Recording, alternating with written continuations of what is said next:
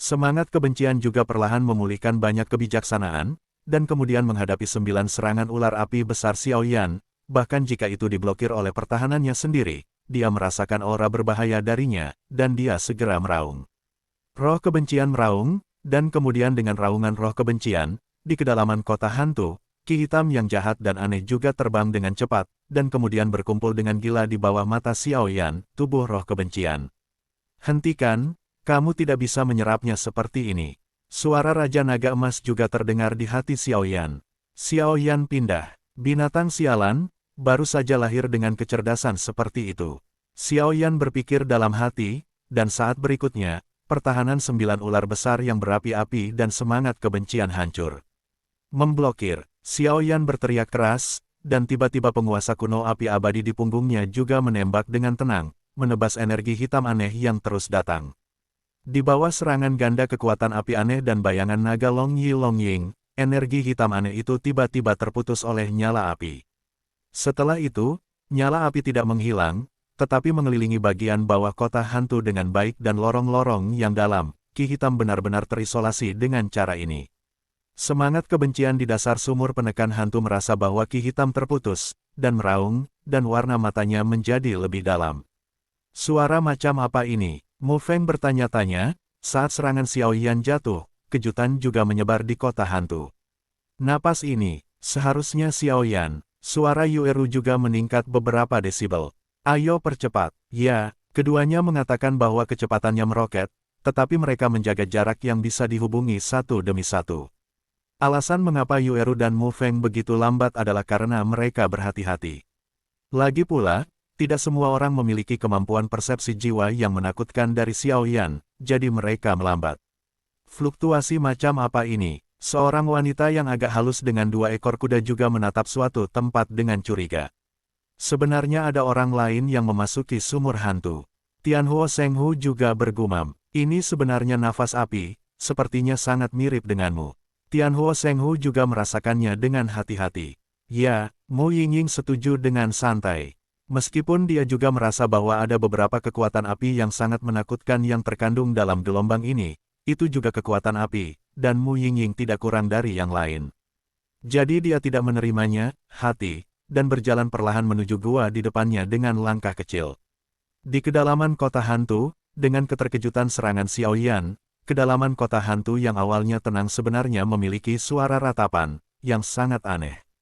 Binatang sialan, baru saja lahir, itu akan memanggil hantu di sumur hantu ini untuk mengisi kembali dirinya sendiri, itu benar-benar licik.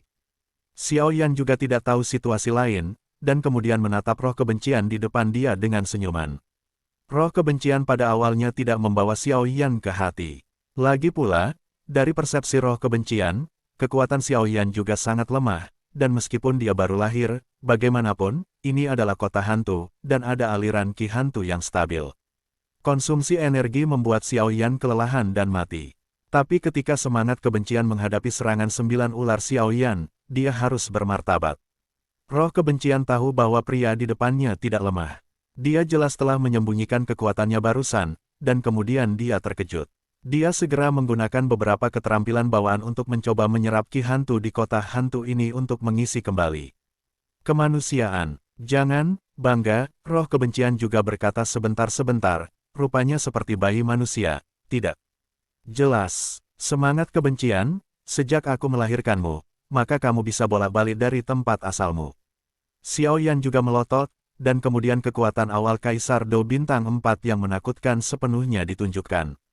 Xiaoyan mengatakan ini, tentu saja, masuk akal, karena cairan es roh darah di bagian bawah kota hantu ini masih merupakan bagian penting dari produk jadi.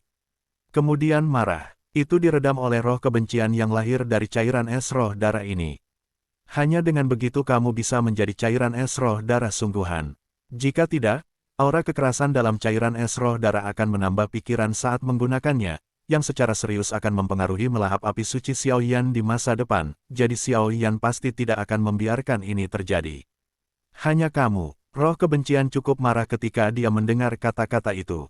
Itu adalah roh kebencian yang lahir dari darah manusia yang tak terhitung jumlahnya melalui semacam kebetulan. Bagaimana bisa dikatakan bahwa itu menghilang ketika menghilang? Terlebih lagi, Ini adalah kota hantu, tempat di mana aura hantu sangat kuat di hutan mayat. Selama roh kebencian terus menyerap energi hantu, itu akan memiliki kekuatan yang baik di masa depan. Namun, jelas bahwa Xiaoyan tidak akan memberikan kesempatan seperti itu kepada roh kebencian. Bagaimanapun, kekuatan roh kebencian di depannya hanya sebanding dengan tingkat kaisar pertempuran bintang 3, jadi Xiaoyan bisa mengatasinya dengan mudah. Ayo selesaikan secepatnya, atau keadaan akan berubah nanti. Suara Raja Naga Emas juga terdengar, karena Raja Naga Emas sepertinya menemukan banyak suara duka yang datang dari kedalaman sumur hantu ini. Ya, Xiaoyan juga setuju, dan kemudian mengaktifkan Fen Jue di tubuhnya. Aliran ki pertempuran yang stabil berkumpul di ujung penggaris, dan kemudian Xiaoyan mengepalkan tangannya dengan erat dan mengangkatnya sedikit untuk menghadapi semangat kebencian. Kamu berani, semangat kebencian juga menakutkan, dan di bawah serangan yang begitu menakutkan, nasibnya dapat dibayangkan. Sangat disayangkan bahwa Xiaoyan tidak akan memberikan kesempatan pada roh kebencian ini. Dengan satu gerakan, 3.000 petir digunakan secara ekstrim, dan mereka menyerang roh kebencian dengan kejam.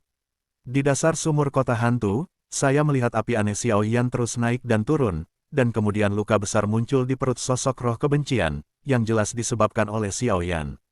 Bagaimana kamu tahu kelemahanku? Alasan mengapa roh kebencian tidak melarikan diri adalah karena di satu sisi itu adalah sumur penekan hantu di mana kaisar hantu kembar disegel, dan di sisi lain, itu juga karena kepercayaan dirinya. Bagaimanapun, semangat kebencian sangat sulit dibunuh. Namun, di mata Xiaoyan, semua ini tentu saja bukan masalah.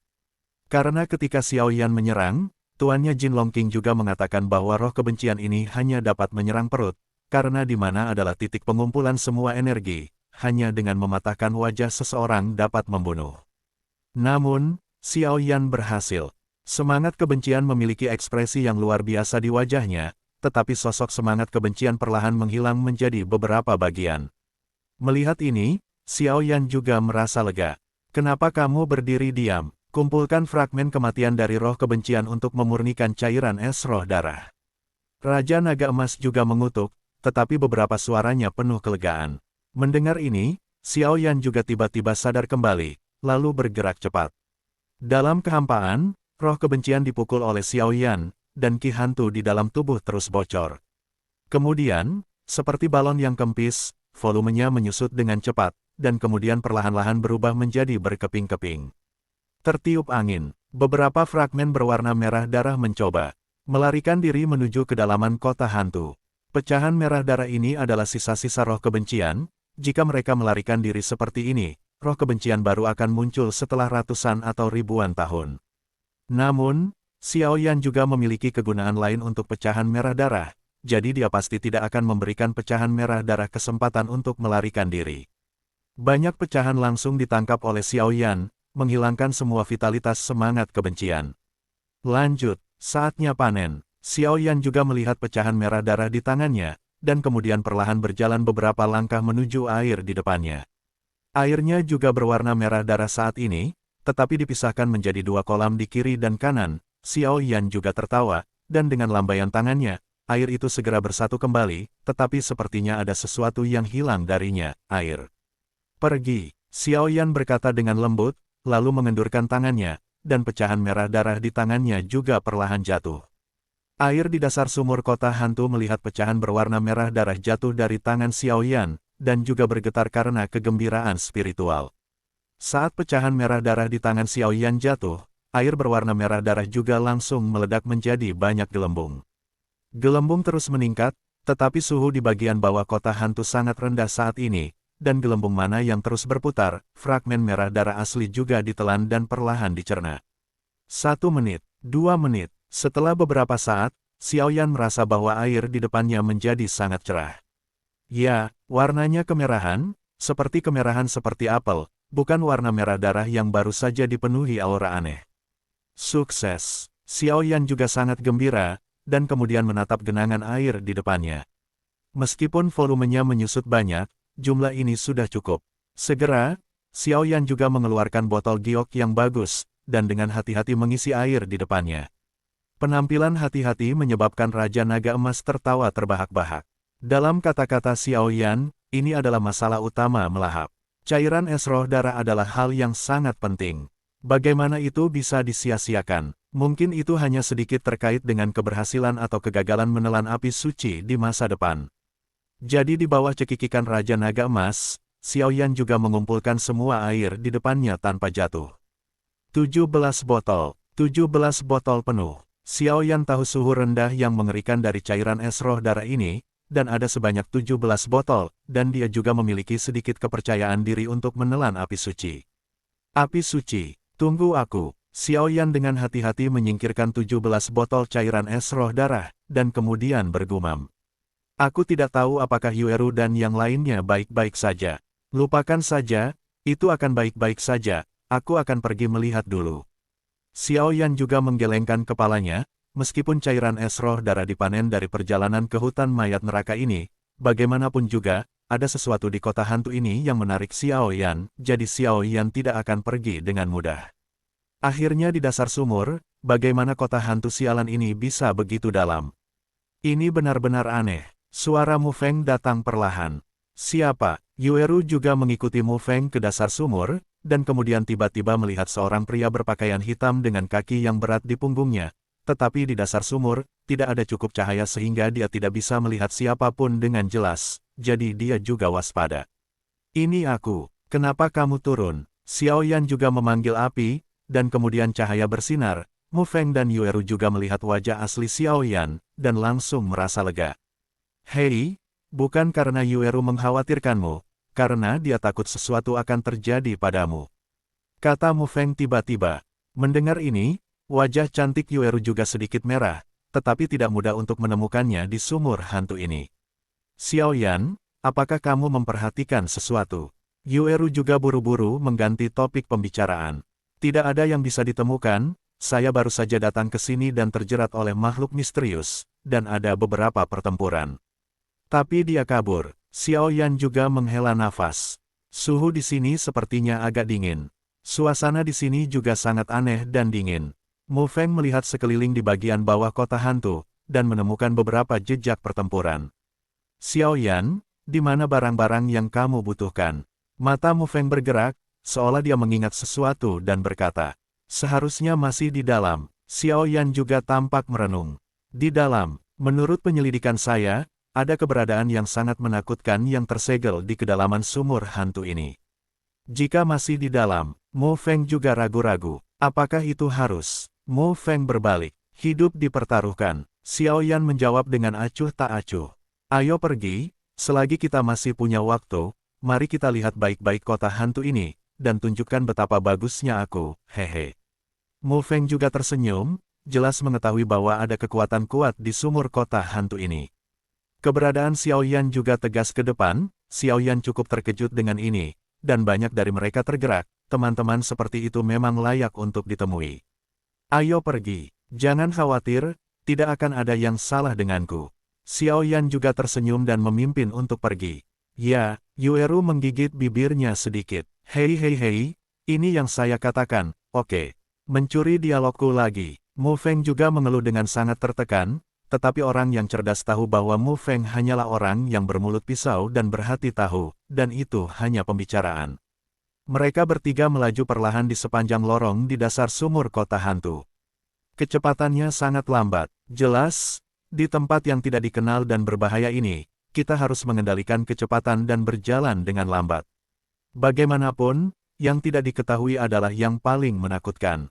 Kesini, di sini, ini. Ketiganya terus berjalan di kota hantu, semuanya dipimpin oleh Xiao Yan, karena Xiao Yan menggunakan alasan bahwa sesuatu yang jauh di dalam kota hantu memanggilnya, jadi keduanya tidak terlalu ragu. Hati-hati, ini sudah menjadi ujung terdalam kota hantu. Xiao Yan juga tiba-tiba mengulurkan tangan untuk menghentikan keduanya, dan kemudian berkata dengan suara rendah. Apa yang ada di kedalaman kota hantu ini, mengapa suara lolongan ini begitu menyedihkan? Mu Feng jelas keluar melawan monster dan hantu selama bertahun-tahun, jadi dia cukup sensitif terhadap hal-hal ini. Aku tidak tahu, tapi hati-hati. Xiao Yan juga berkata, dan kemudian Xiao Yan datang ke sini di bawah bimbingan Long Yi sebelumnya. Jika tidak, dengan kata-kata Xiao Yan, jalan rumit dari sumur hantu ini sudah cukup. Xiao Yan pusing. Apakah tidak mungkin di sini? Xiao Yan berbisik kepada Long Yi di dalam hatinya, sementara tuannya, Raja Naga Emas, memperhatikan gerakan di sekitarnya, dan dia akan memberitahu Xiao Yan segera setelah ada sesuatu. Masalah, di sini, sepertinya ini adalah pintu tertutup di kota hantu.